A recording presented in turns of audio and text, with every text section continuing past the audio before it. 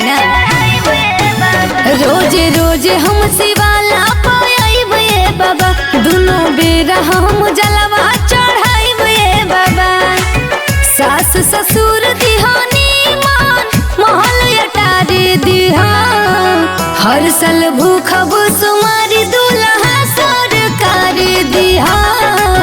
हर साल भूखिए सुमारी इनके दूल्हा सरकारी दिहा।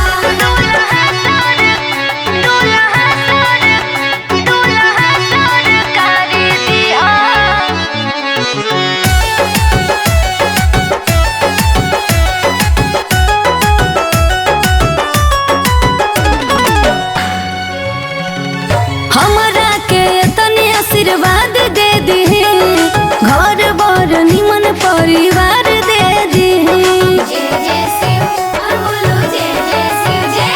जी हमरा के तनी आशीर्वाद दे दी, घर बर निमन परिवार दे दी।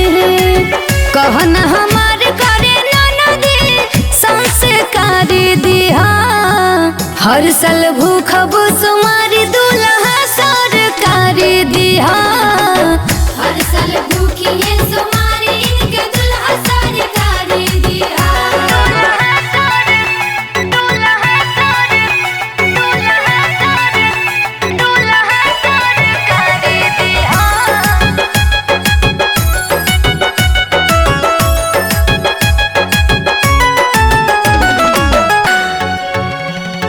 हमरा के एगो वरदान दे दी, नील से जैसन पति हो महान दे दी।